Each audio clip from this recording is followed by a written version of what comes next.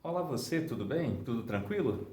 Vamos dar uma sequência aos nossos estudos hoje, tratando sobre um assunto interessantíssimo que é ligado, sabem a quê? É um assunto ligado ao emprego de termos com preposição. Ou seja, só existem cinco elementos sintáticos que têm obrigatoriedade de preposição. É isso que eu quero ver hoje com você. Mas antes, eu quero ver um pensamento de um filósofo chinês chamado Confúcio.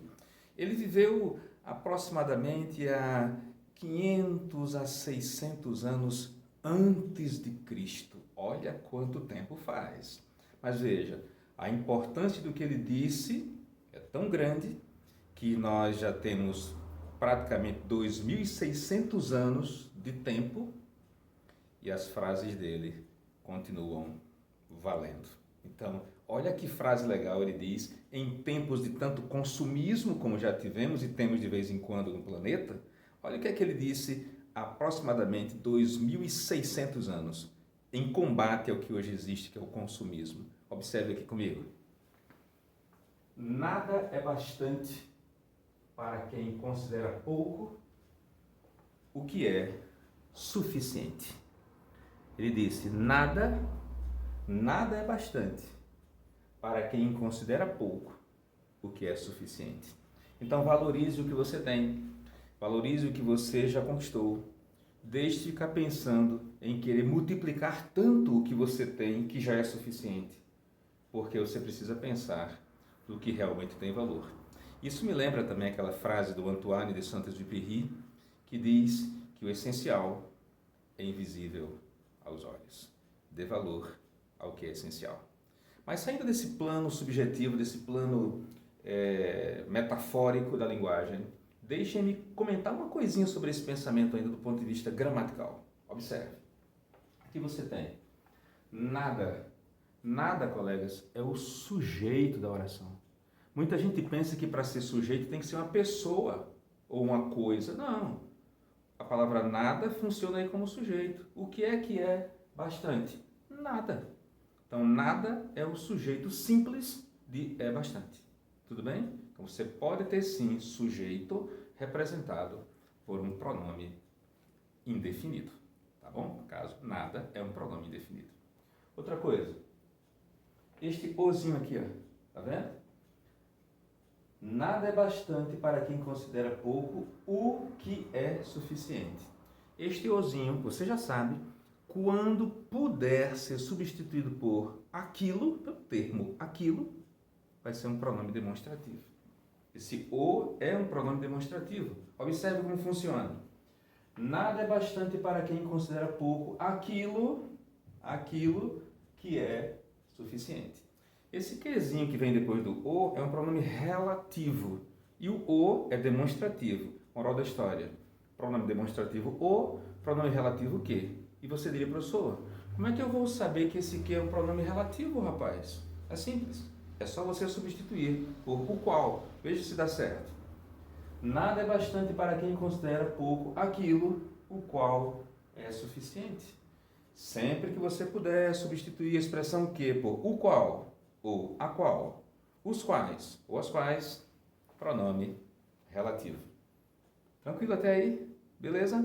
Vamos prosseguir então agora com o que nós trouxemos para hoje. Termos sintáticos sempre com preposição. Veja como é que isso funciona, acompanhe meu raciocínio e veja aqui comigo. Termos sintáticos preposicionados sempre. É que você tem complemento nominal. Você já sabe que todo complemento nominal tem preposição. E observe como é que isso aparece na sua prova, como é que pode aparecer num texto, numa avaliação, enfim. Veja aqui comigo. O povo tem necessidade. Que pergunta você faz a necessidade? O povo tem necessidade de quê? Esse de não é preposição? Então a resposta tem que ser com preposição também, não é? Então veja, o povo tem necessidade de liderança. De liderança. A expressão de liderança completa o nome necessidade, que é um substantivo. Então veja, de liderança tem preposição, exigida pelo nome necessidade, por isso complemento nominal. Quem tem necessidade de quê? De liderança. Então, de liderança é um complemento nominal. Beleza? Veja que em de liderança não houve verbo, então é só complemento nominal. De liderança. Mas veja o que é que vai acontecer agora. Oração subordinada substantiva completiva nominal. Oração, né? Você já sabe, até porque você está ligado, ligada, você sabe que não existe oração sem verbo, não é? Não existe oração sem verbo. Então, por causa disso, vamos aqui. Agora o país tem necessidade de que eu trabalhe. O Brasil, o país, tem necessidade de que eu trabalhe. Veja que agora teve verbo, não foi? De que eu trabalhe. Então, significa o seguinte, o país tem necessidade, é a oração principal, e de que eu trabalhe é oração, o resteuzinho aqui é de oração, porque tem verbo. Subordinada, porque tem conectivo. Substantiva, porque a gente vai poder transformar o verbo em um substantivo. Por isso que ela é substantiva. Observe como isso faz sentido. Se o país tem necessidade de que eu trabalhe, é porque o país tem necessidade do meu trabalho. Tá certo? Trabalho não é um substantivo, por isso que a oração é substantiva. Tá bom? Então, oração porque tem verbo, subordinada porque tem conectivo, substantiva porque a gente pôde transformar o verbo em um substantivo, e ela é completiva nominal porque ela funciona sintaticamente como um complemento nominal, tá certo? Ou seja, ela completa o nome necessidade, da mesma forma que a oração de cima, tá certo?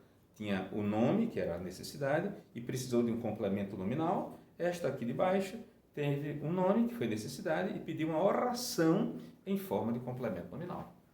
Tranquilos? Então, moral da história. Por enquanto, dos 5 elementos que eu disse a vocês que íamos ver, nós já vimos 2. O primeiro foi complemento nominal, sempre com preposição. O segundo foi oração subordinada, substantiva, completiva, nominal. Os 2, tem preposição. Vamos para a terceira agora. Objeto indireto. Você diria, professor, como é que eu sei, rapaz, a diferença entre complemento nominal e objeto indireto? É simples demais. É muito simples mesmo. O complemento nominal completa o nome com preposição, né? Enquanto que o objeto indireto completa o verbo com preposição. Então, a questão é, completa o quê? Completa nome com preposição, complemento nominal. Completa o quê? Completa verbo com preposição, objeto indireto. Tá bom? Veja o que foi que aconteceu aqui. O Brasil necessita da participação de todos. Necessita não é nome, necessita é verbo. Eu necessito, tu necessitas, ele necessita. Nós necessitamos, vós necessitais, eles necessitam. Isso é o verbo. Então, quando se completa um verbo com a obrigatoriedade da preposição, objeto indireto, foi o que aconteceu aqui, ó. O Brasil necessita de quê? Da participação de todos. Então, esta parte aqui, coleguinhas, é um objeto indireto que está completando o verbo transitivo indireto, que é necessita. Tá bom até aí? Tranquilos? Então já vimos 3, hein? Das 5, vimos 3. Primeiro foi complemento nominal. Segundo foi oração subordinada substantiva completiva nominal. Terceiro, objeto indireto. Agora, olha que coisa legal. Vamos para oração subordinada substantiva objetiva indireta. Ou seja, a mesma função do objeto indireto, só que em forma de uma oração. E o que é que a oração tem? Verbo. Como assim, professor? Veja aqui comigo. O Brasil necessita de que todos participem. Ora, agora teve verbo, não foi? Se teve verbo é oração. Então veja aqui comigo. O Brasil necessita é a primeira oração. E a segunda, de que todos participem. Veja como é que funciona.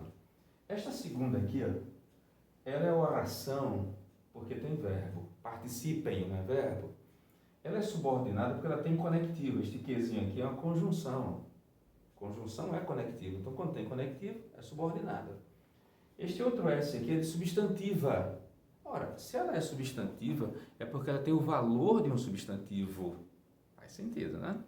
Agora, ela é objetiva indireta porque ela funciona como objeto indireto da oração principal. Só reforçando e repetindo. Oração porque tem verbo.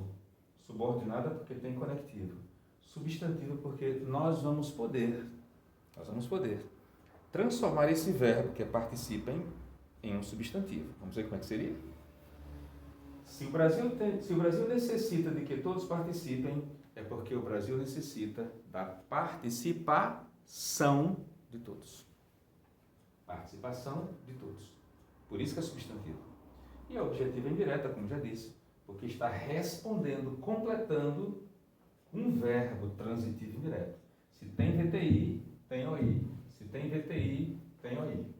Se tem nome, tem CN, que é complemento nominal. Se tem nome, tem CN, que é complemento nominal.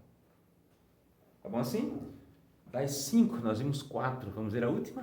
A última faz assim, sempre com preposição, hein? Presta atenção. Agente da passiva. Uma vez eu perguntei na turma bem assim, o agente da passiva pratica ou sofre ação? Aí todo mundo sofre. E eu perguntei de novo, o agente da passiva pratica ou sofre ação? Todo mundo disse sofre. Aí sabe o que eu fiz? Eu fiz o seguinte, eu peguei a palavra agente da passiva e fiz isso aqui, ó. Presta atenção. Eu marquei o A bem grandão, marquei o G bem grandão e marquei o E bem grandão. Destaquei, sabe a expressão age.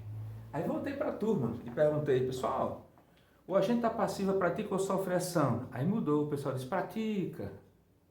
Sabe por quê? Precisa entender que o foco está no termo agente.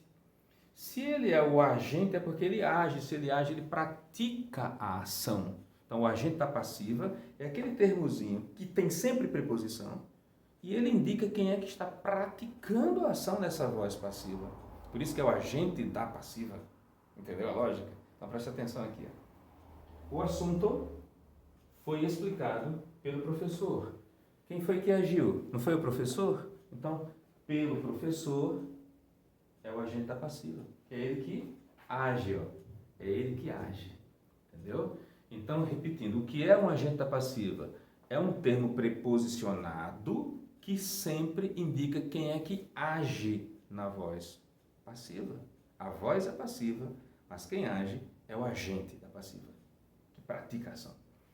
Aí veja, o assunto foi o que sofreu a ação. O assunto não praticou ação nenhuma. Ele foi explicado, ele não explicou, ele foi explicado pelo professor. Então, sujeito paciente é o que sofre a ação. Foi é um verbinho auxiliar. Explicado é um verbo no particípio. Eu aproveito para lhe dizer uma coisa, tá? Atenção. Nunca, absolutamente nunca haverá um agente da passiva sem verbo no particípio. Eu vou repetir, presta atenção. Nunca existirá um agente da passiva sem verbo no particípio. E você diria, professor, e como é que eu vou saber que um verbo está no particípio, rapaz? Presta atenção. Verbos no particípio, os regulares, por exemplo, eles terminam com ado, ada, ido, ida. Então, explicado, explicada, construído, construída, entendeu? Então, sempre que você vir um suposto agente da passiva, verifique se associado a ele existe realmente um verbo no particípio. Porque agente da passiva só existe com verbo no particípio. Condição sine qua non, ou seja, indispensável. Tá bom? Então, vem a pergunta, professor.